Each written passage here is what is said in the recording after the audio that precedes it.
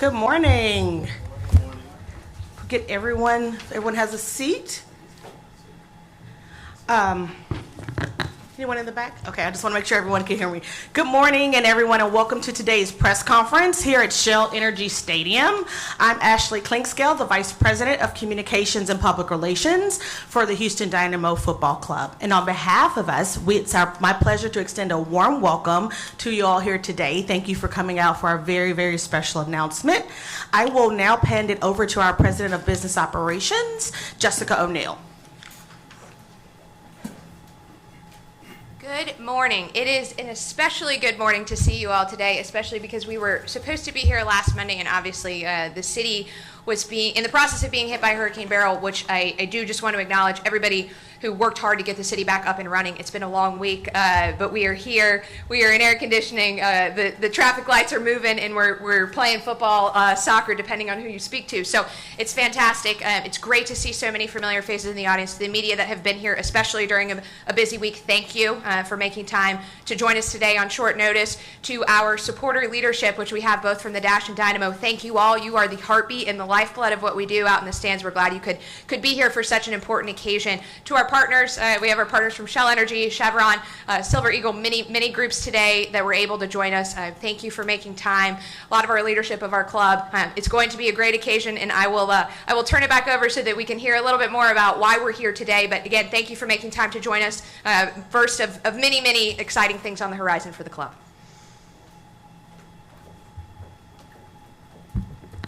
Thanks, Jess.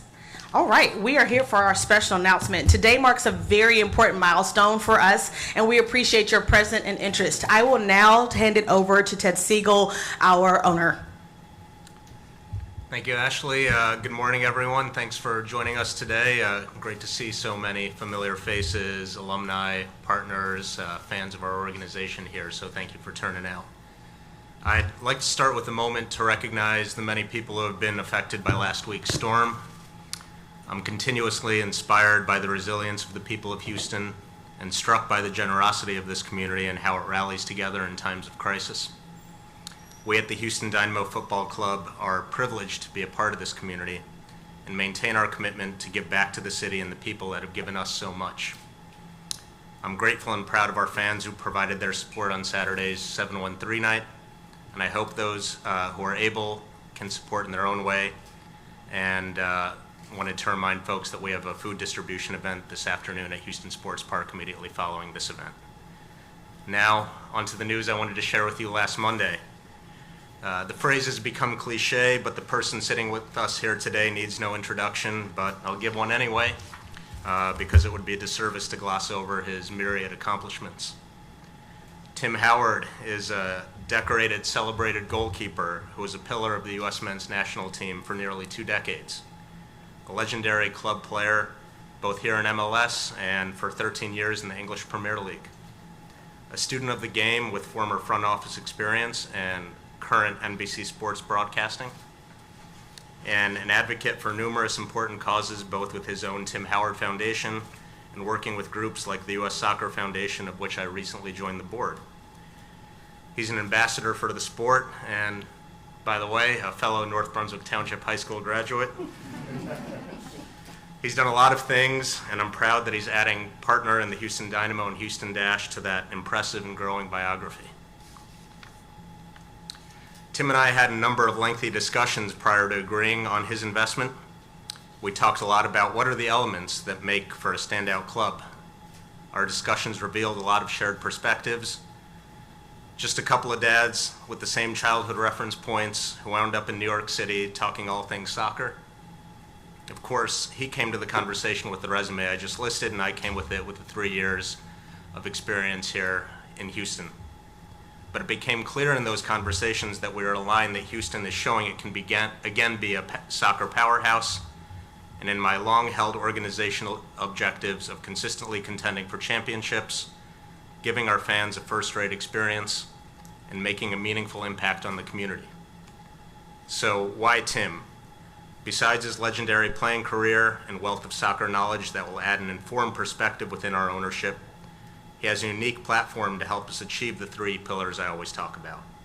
On building consistent championship contenders, He has a stature and a sway with players that I can never begin to approach, and that can help with recruitment and retention. The same idea carries over to conversations with our existing and potential partners who want to invest in the club and recognize the power and extent of his platform. Creating memorable experiences for our fans. For this one, I would extend it to our players.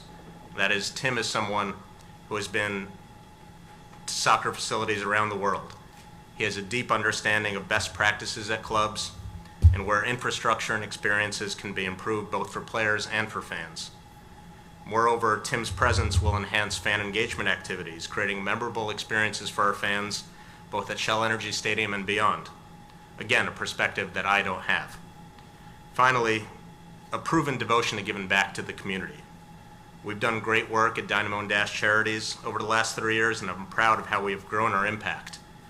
With Tim, we have someone who is aligned in recognizing the importance of community works and using our rare platform to serve and uplift those around us. We've accomplished a lot over the past 3 years, and I'm excited about our future. I'm pleased to welcome Tim as a partner in what we're building here in Houston. So Tim, welcome to the Houston Dynamo Football Club.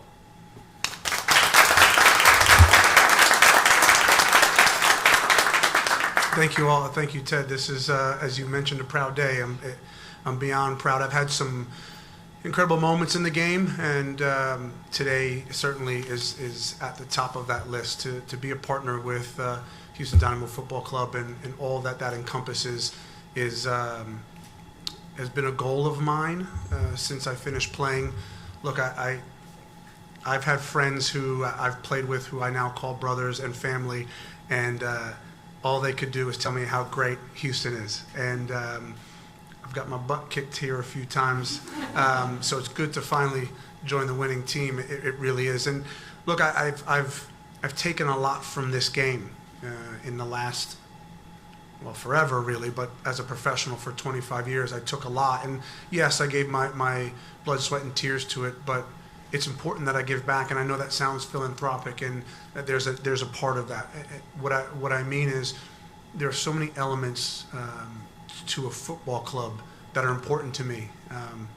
The fans are the lifeblood or the bedrock of any football club. I remember playing for Everton Football Club for 10 years, and I saw the same faces every single weekend, and they were there 30 years before me, and they'll be there 30 years after me.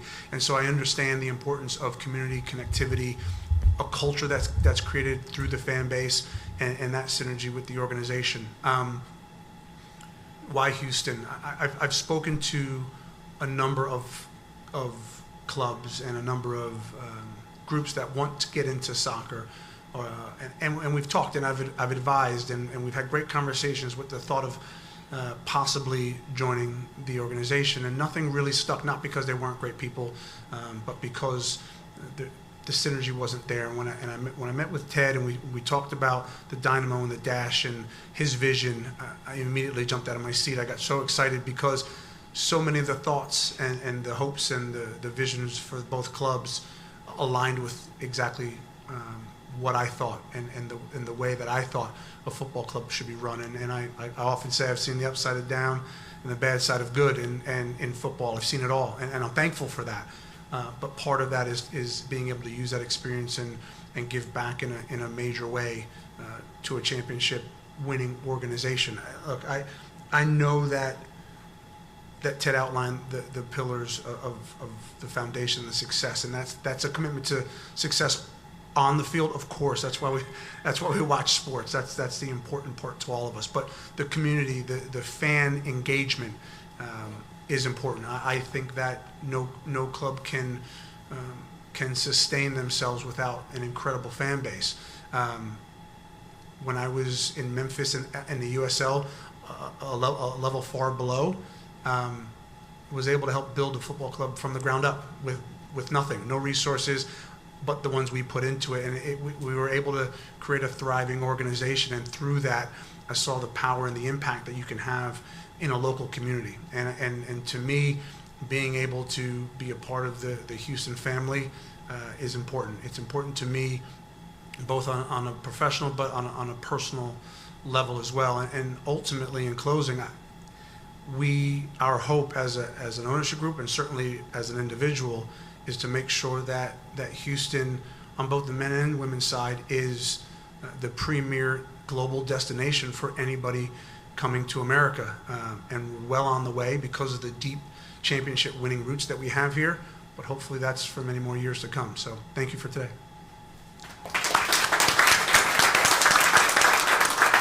Thank you both, Ted and Tim. We will now open up for questions from media in the audience. In the front, John B's going to bring you the mic behind you. Hey, good morning. Josh Spencer with Texan Army, one of the supporters groups. So before I get to my question, I also just want to point out there's another connection that Tim has with Houston. In 2003, he was getting one of his first starts with the U.S. national team against Mexico in what is now NRG Center, and Manchester United sent one of their scouts to watch that match, and it was shortly thereafter that he got the call to jump abroad to Manchester United and eventually went to Everton. So he has some connections to Houston as well. I was at that match. I distinctly remember. Well, it's a great memory because I remember everything, and I forgot about that. And an amazing day, for sure. So I guess the first question is, how often can we expect to go and see you here, not only at the stadium, but also in Houston? And secondly, when I was watching the Euros and the Copa America final over the weekend, I continually got the same response that I always get is, we have a huge soccer community here in Houston. Oh, I support this team, this team, this team. How about the Dynamo? Never been to a match. So my question is also, what do you think you can do in order to convert some of these football fans that already exist in Houston into becoming Dynamo fans? Brilliant start to the Q&A. I mean, I'm smiling because I'm thinking of the greatest rivalry in the world, USA-Mexico. What an incredible game. Yeah, it kickstarted my European career as well. How often can you see me? I love football. I ooze it. I want to be around it. I want to be around the game. I've already got my phone ringing off the hook about people wanting to come and watch the Dynamo and the Dash. Again, with the proximity of so many games, both on the men and women's side, I'll be at a lot of games. Whether that's here in Houston, hopefully as often as I can, but certainly around the country, watching our teams and doing business for our teams in those markets. But yeah, the plan is to be here and to be present, and I've told the players that as well. Like, I'm going to be as present as I can, both through my phone and in person, to help in any way I can. And that's not empty. I continue to say, people say it all the time, I'm a phone call away, and I'm happy to talk football. I love it. I like to analyze it. I like to figure out what works, what doesn't on the business side, on the field. The last part of your question is the most amazing question you could have ever asked. It's something that Ted and I talked about 10 days ago in New York. It's something that I have very high-level conversations with some really intellectual, intelligent people in the game of football. Across the board in America, we have to do better, because I see that. I see that when I played in Denver. I see it in my home market in New York, New Jersey. That's a real thing. That's a real factor. There are football fans amongst us who haven't been to a game. I get it. I see that. I don't have the answer for you right this second. What I will tell you is there's priorities 1 and 1A. That's one on my football checklist. Before today, I've had these conversations constantly. I ran the team in Memphis. Same issue. There are soccer fans there that would prefer to stay in the pub and watch Manchester United versus Chelsea, but won't come to our game. That is an American soccer problem that I truly believe will get solved. That's not pie in the sky. That's something we can solve. Look, ultimately, it's about community connectivity and offering a safe place, a place where people feel welcome and wanted and appreciated across the board at a very high level. So again, I never ever like to dodge questions. I never will. But I can tell you that's why I love the question, because it's something that I spend a lot of hours on, even in my regular daily life, having coffee or having a beer, because it's something that is, I've been kicking a soccer ball in America for a very long time, since probably 1986. And it's something that's kind of haunted us for a long time. So we're on it. I can assure you that. Okay, one question right here, then I'll come to you. George Sapone from Dynamo Fan TV. Tim, welcome to Houston. A question, what can the fans expect from you and Ted Segal going forward with this ownership? Hopefully a progressive thought process and plan of action that we can put in place. Certainly Ted and the group have done that since they've taken over the organizations. But look, I think when it comes to running and operating a football club, everything needs to be on the table. Every voice needs to be heard. Players' complaints, likes and dislikes. Fans' complaints, likes and dislikes. How do we get more sponsors through the door? It's a broad spectrum. I've mentioned to our team at HQ in every single way possible to use me in terms of boots on the ground. I have a lot of connections in the game that, as I mentioned, my phone's ringing off the hook because now Houston is something they're interested in, right? And for me, it's important to leverage as many of those relationships and build a perennial contender that wins on both the men's and women's side. That's ultimately why we're in the game, is to win. You don't have a divine right to win. Losing hurts, but ultimately the idea is to put a competitive team. Because I think when you look at football across the board, for me, all fans want is a competitive team that have the opportunity to win. No one wins every game, except Arsenal back in 2003. I did save a penalty, and we missed one, but that's for another day. Most teams don't win all the time, and what fans want more than anything is a commitment from their group, an idea that we have the right path to winning, even if it doesn't happen every week, and that's something that I'm committed to from my end. And again, this day one on the job, well, it's not. It's officially day one. I was doing some work behind the scenes for the Dash last week in terms of a player, but that's, again, there is nothing that I'm not willing to lift on. So Ted can speak to his part of it, but for me, again, whether that's the fans, the players, or front office, I'm in. Yeah, I think just in the process of getting to Tim within our ownership, it was a very constructive dialogue, and I think we're going to maintain and expand on that, so it's going to be very collaborative. I think from my perspective, why do you ever bring on an additional partner? I don't have to, but there has to be a good reason to do it. And so I think I would distill it into perspective and platform, right? Tim brings a perspective that I don't have, and so that we now have within our ownership. His perspective from seeing the game of soccer for the last 25 years around the world. What are the best things that you can do for the player, for the fan, for our infrastructure, for amplifying the game? And that's the platform part of it, right? Again, I'm a fairly mild-mannered guy who flies under the radar. Tim is on NBC Sports every weekend, in your kitchen or in your living room, and has the ability to elevate our teams, our brand, globally in a way that I could never imagine. So again, it's beneficial to our organization to have his perspective and his platform. Thank you. Chris?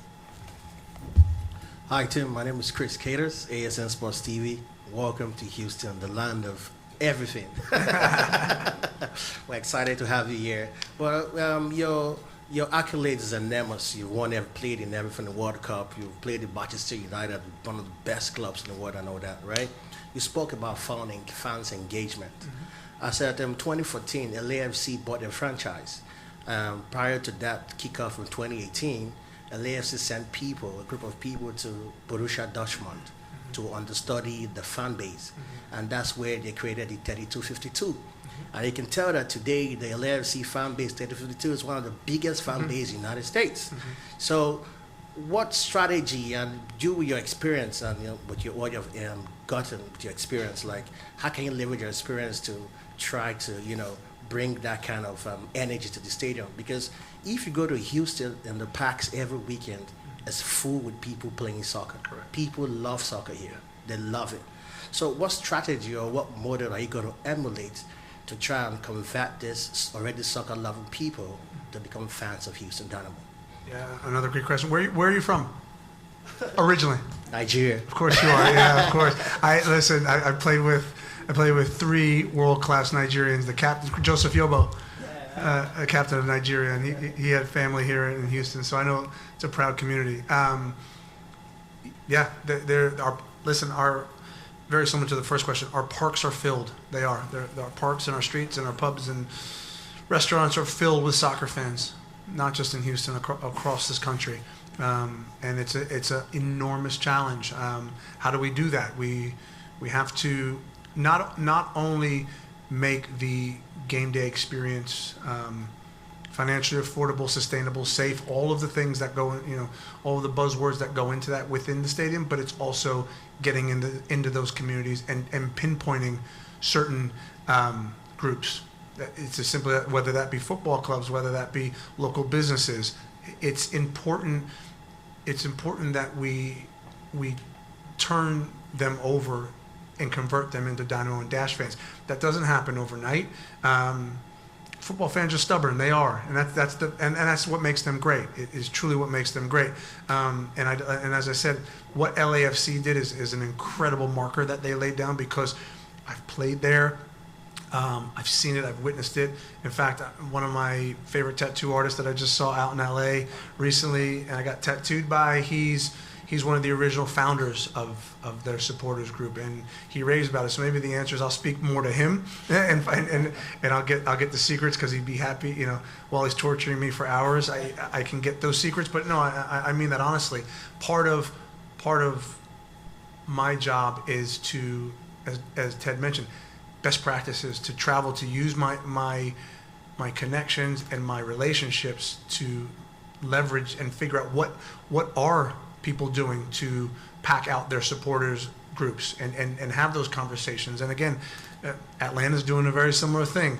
I'm the godfather to Carlos Bocanegra's child, and he's the president there, so he owes me a few secrets. And so these are things that I plan on doing. On a business front, wearing the Houston hat, is to go into those markets and have those tough conversations and find out what we can do to be even better. Diego. Hi, Tim. Diego Martinez Reyes from The Shot Magazine. Could you talk a little bit about your time with Memphis and some of the things that you've learned now that you've moved on to the MLS here with Houston? Gosh, I learned a lot of lessons in Memphis. What a great group we had. Building a club from the ground up is a pretty special thing to be a part of. I talked to our folks at HQ, and I said, when you're a part owner in a USL club, you're taking tickets, you're doing sponsorship dinners, you're converting a baseball field to a soccer field, and when it starts to thunderstorm, and you guys know about rain, you run from your office down the stairs and you pull the tarp, and it looks like a baseball game. You're pulling this tarp across, and I say that to be funny, but it's the truth. And I think you learn a lot about. For me, that was priceless. I came from playing at the highest level. Every player, whether they tell you or not, they have a God complex. They think the world revolves around them. I certainly did. And then you get into trying to build a football club. You make a lot of mistakes, and you learn a lot about people. That's what I learned. I learned how important the people next to me were. I always knew how important the fans were, but you get a different sense of that when you're, my job as a player is to throw my face in front of balls and win matches, and you better come watch, right? Like that. That's normal. But when you're on the other side of it, it's really getting down to the nitty gritty about what it is a fan wants from their experience. Trying to be adaptable on the fly when it comes to fan engagement, when it comes to dealing with agents. So the greatest thing I could have done was humble myself and figure out I didn't know it all. I knew almost all about playing. I didn't know much about the other side of it, and I got a crash course in how to run an organization, both on the good and the bad. But again, it's about the people. It's about relationships and understanding that there's a common struggle, that we're not always going to get along, that we're not always going to see eye to eye. But ultimately, the fans want exactly what the ownership wants, and ownership wants exactly what the players want. And there's this complete triangle that becomes a family, and if you can figure that out, then you're well on your way. And so for me, it was about people and about relationships, and you build it brick by brick. Thank you, Rudy. Hello, Tim. Welcome to Houston. Rudy Segura with Bayou City Soccer. Curious about your relationship with Ben Olsen and just maybe the current status of the Dynamo. Ben and I go way back. I always say, if you want dirt on him, just give me a holler. I went to. He was actually a really good player. I know you guys are thinking that guy was a good player. He was good. 2000, we went to the Olympics together. 2006, we went to the World Cup in Germany. Played against him a bunch, and unfortunately, he was ravaged with injuries at the end. But what a player, what a guy, and I've just known him for forever. And someone who. What I love about you asked me the question about learning how to run an organization in Memphis, and Ben got thrown into the coaching world when he wasn't ready. He'll tell you that.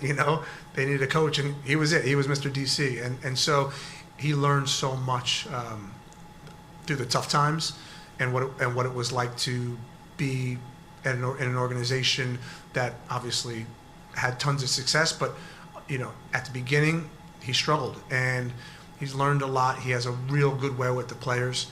I think Ben, Ted and I were talking today, the greatest thing about Ben is I've known him for 25 years, and he's the same. He's exactly the same. Good days, bad days. He never shirks his responsibilities. He's always going to let you know how he's feeling, what's important, and that resonates with the players, and you can see that.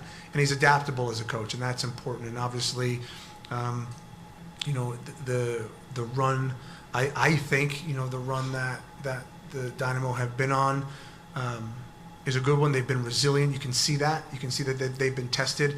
I talked to our folks at HQ about these are the dog days of summer. No other league in the world has to deal with this, but it's our reality, and it makes or breaks teams. And when I stand in front of the team today, I see a team that's energized, that's also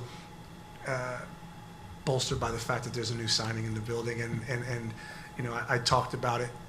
It's incredible. I wish some of you could feel what it's like to be in a dressing room and to have rumors swirling about a new player coming in, and then they get signed. And even as a senior player, I was captain of the Colorado Rapids from 2016 to 2019. Had a good start to my career there. Then we had some tough days, and I can remember every time the transfer window opened, we were like giddy little kids on Christmas morning, because we're like, this guy's going to change our fortunes. And whether that, I think it will, but whether that is the truth or not, it gives everybody this lift and this euphoria that we can then kick on from here. And so the team looks like it's in a really good place. And so obviously this was my first time physically being around them, but there'll be more of that to come. Thanks. Luis? Luis Ortiz from KHOU. Ted, good to see you again. Tim, welcome to Houston. A question for each of you. Ted, you mentioned earlier, you didn't have to bring in someone else, right? So I'm wondering if you can share with us, how did this come about? How did you end up, starting to talk to Tim, and what did you see that, you wanted to bring him on board? And then for Tim, for you, what do you see as the biggest challenge for the Houston Dynamo, and how would you like to address it? Yeah, so as I mentioned in my remarks, and as some of you know, our history goes back 30 plus years. We grew up in the same town. Tim's a couple of years older than me, and so like many of you, I've watched Tim from the stands. It just happened to be that it was at a much earlier point, and it made me quickly realize that I wasn't going to be where he was going to be one day. But look, followed his career with great pride and admiration, and then watched his impressive transition to what he was doing in Memphis and what he was doing at NBC Sports. And again, thinking about the criteria of what is beneficial to an ownership and bringing on additional partners, this is a guy with a wealth of soccer knowledge, an unbelievable connectivity to the world of soccer and beyond.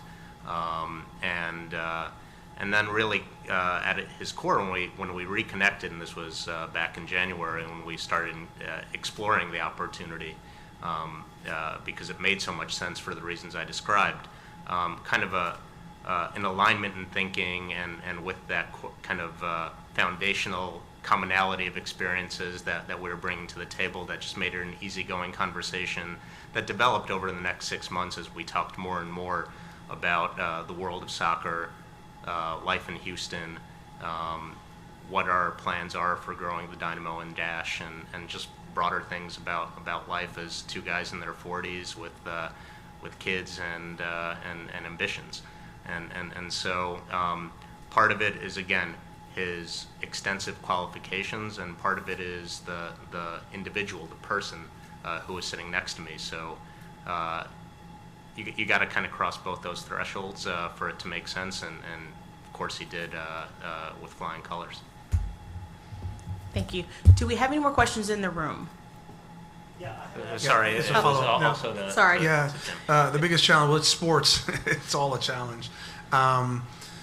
Look, I think on both the Dino and Dash side, for me, the ample answer is simple. The roadmap to get there is more complex, but you have to create a culture within a team that people want to show up every day, and that the idea of the team and the organization is bigger than any issue, because there are issues every single day. It's impossible not to have that. But that extends to the fan base as well, right? And so when you talk about building a culture within a team, that's something that can be rooted in a strong foundation, but it can be sustainable, because what happens with football is there's turnover. Guys get injured, girls get injured, someone gets transferred, someone gets traded, a new coach. All these crazy things happen that the people on the inside aren't in control of. But if you can show up every day with the idea that the organization, the orange is most important, then that culture piece for me becomes the bedrock of your success. How do I help build that? Well, again, best practices, trying to align myself and be somewhat of a bridge between, as Ted talked about, the players and the front office staff and the fans, being able to absorb so many of the concerns of all of those parties involved. Look, when it comes to football, I'm non-risk averse. I think you make the best decisions, you stick with those, and see what happens. And if you fail, then you figure it out from there. Like I'm not someone who holds on to the reins and pulls back. I think in football particularly, you've got to go full speed ahead. And so, look, I think the challenge is to continue to build culture. Not that we don't have it. Houston has a great footballing culture, and as do the Dash and Dynamo under this ownership. But for me, it's about further. Like it can never be too great, if that makes sense. No matter how good the team is, no matter how great the vibe is, because remember, we're in a sport where the culture feels really good when you win 1-0 and horrific on the plane after you've lost 3-0. And so there has to be a bigger value system. There has to be a bigger cause for everybody, and that's embedded in the culture. And so that's with each team, and how I can help that, I'm open to all strategies. Thank you. Now I'll switch to the next question in the room. We'll go to you.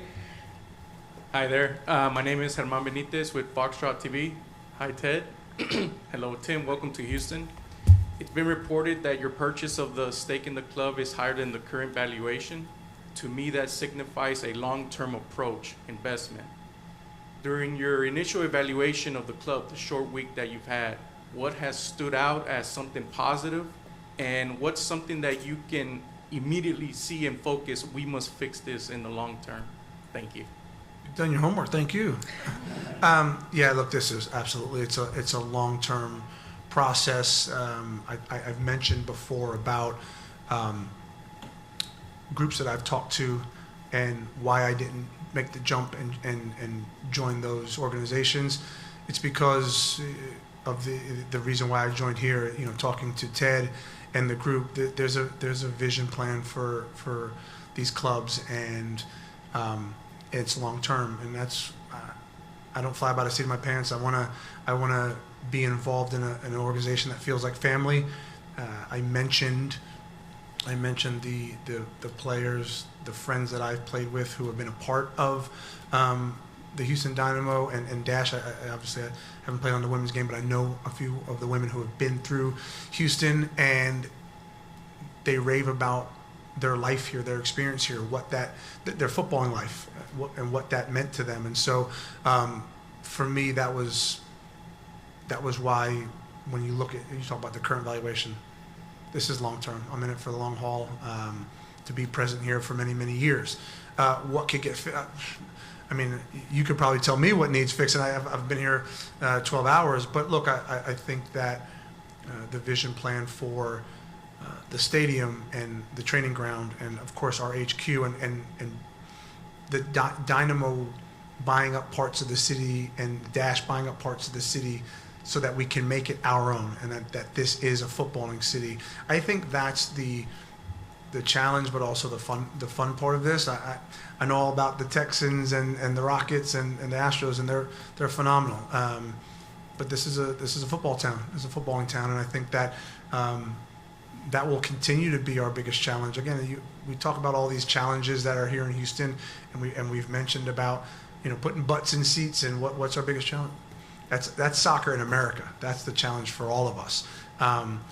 But that's not important to me. What's important to me is Houston and how we continue to charge forward. So making people recognize the Dash and the Dynamo in the city is number one for me.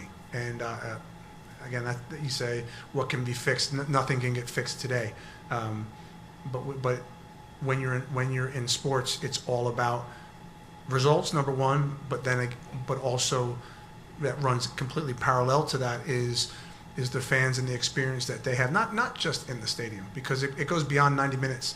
You all aren't fans for 90 minutes on one day a week. You're fans for life. It runs your life. I know. I'm a fan as well, and it runs my life. And so, that experience has to be different than anything else. I think we have one are in the back. Okay, then we'll go to Zoom. We saw kind of what happened when David Beckham stepped into Miami, and kind of the figure and the role of being an ex-player. How big is it to have somebody like Pat already as an ex-player, and now Tim, which I can already imagine how those keeper conversations are going to go. But how big is that? Because you mentioned it earlier about bringing players and kind of what that does to a team. I think the opportunity is massive, right? First of all, you touched on it. I think we have, prior to Tim coming in, an outstanding organization in terms of player identification, recruitment, and that's something that a lot of credit has to go to Pat and Asher for building out, because it was non-existent when I came here 3 years ago. And I think the results on the pitch speak for themselves, and nobody's going to bat 1,000, but I think they've done a phenomenal job, and the proof is in our results over the last couple of years, where they've had real control over how to constitute our roster. So first of all, let's give existing credit, but then to supercharge it with somebody like Tim, and to enhance those recruitment efforts, so it's not just me trying to speak my broken Spanish on a Zoom with Hector and his family, which I had to do a couple times, and I'm proud to do, and I will do it any time if it's an enhancement in our recruiting efforts. But then and I saw it at the training facility today, the respect, sometimes reverence, that these players on the Dynamo and Dash side have for a legendary player like Tim. It carries a different weight. It carries a different sort of resonance with the players, our existing ones, and probably ones that we'll be recruiting. So to the extent that Tim is willing and able, and it's helpful to help bring on new players, I think it's going to be invigorating to those processes which are already proving to be so successful based on ID and data, and getting successful players over to the finish line. Awesome. I think we have time for one more question in the room, and then we'll go to 2 on Zoom and wrap. Please, go ahead. Hey, Tim, welcome to Houston.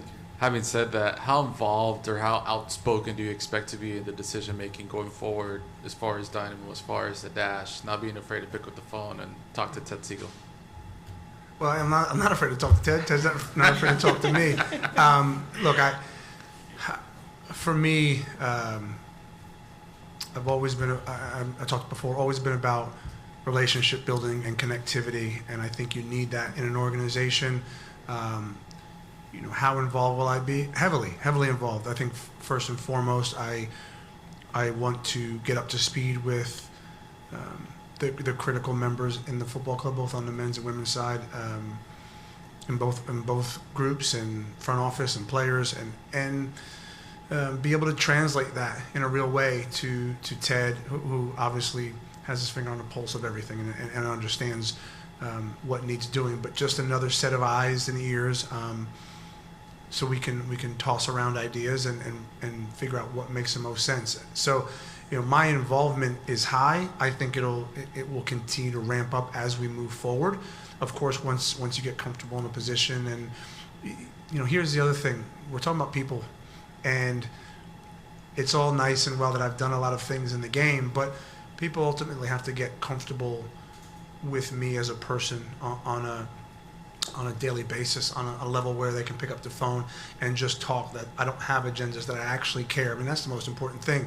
Today's great, but it's what do I do moving forward, right? And you have to build trust, and the only way you build trust is through consistency, through being present, being that consistent voice. So I'll look to do that. I'll continue to do that as the days and weeks and months and years go on. But yes, heavily. I didn't get involved in this just to kind of sit around. I can do that all by myself, So being involved in the game that we all love I'm very fortunate. I'm in a very fortunate position because this is special. It's a special organization. It's the greatest sport in the world, and it's something that I live and breathe. Okay, we'll throw to 2 questions on Zoom that we have. Hello, Tim. First of all, welcome to Houston. I wanted to ask if you've already spoken to the Dynamo players and what your message is to them and the coaching staff. Thank you for your question. I did. I spoke to them. I shuddered at the sight of Hector Herrera. I mean, you want to talk about a guy who ran me ragged for a number of years. I was happy to be on his side. I can tell you that. Special player, special human. It was great. It was great to meet the guys. A few of them, oddly, I even played against, and I think it was, for me, it's special to be around the group because being a footballer is so hard. It's so intense. It's so emotional. It's so draining. It's special, but I almost envy them because to be in their shoes and to be living that dream every single day. Trying to become great and chase greatness is not something that's afforded to all of us. So it's a good group. It's a really good group led by Ben and Pat and Asher. And I just think it's from the outside looking in, understanding what a good team looks like and feels like, it's special to be a part of this group. Thank you, Juan. We're going to throw to Dustin on Zoom. Hey, Tim. Welcome to Houston. Hey, I just wanted to ask you about the Dash. I know you have a daughter that's now playing college soccer. There seems to be this renaissance of women's sports, right, in the U.S., and the Dash have kind of been a sleeping giant, it feels like, for so long. Just what do you see as the growth for this club here in Houston, especially on the women's side? Yeah, it's a great question. I think I'm so invested in women's sports in general, but having a daughter play the game at a high level, dreaming of, trust me, I've had some interesting conversations with her regarding the Dash, and I said that's not exactly how it works, but yes, listen, it would be her dream to live and play in Houston. So I think the great thing that we've seen in the NWSL is how quickly growth and turnaround can happen within organizations, and that's exciting. And we probably saw that with Gotham very recently, their ability to change things around very quickly. And as you said, sleeping giant is an incredible phrase and one that's very accurate because Houston Dash is on the lips of everyone in NWSL, and how can we continue to push that forward and create one, lasting memories, but two, a championship caliber team. Obviously, big challenge, but it's there, and I think the foundation is set. So again, and I think your question is important for me to elaborate on. I'm not just here for the men's side of the game. I have an equal interest in growing the women's game and creating a championship caliber football on that side as well, because that's to me important. Thank you, everyone, for attending. That will conclude our press conference for now. We will have photo ops available right here in the front, so if you give us a second, we'll get set up, and then we'll have refreshments in the back as well. Thank you so much for attending, and welcome to Houston. Thank you.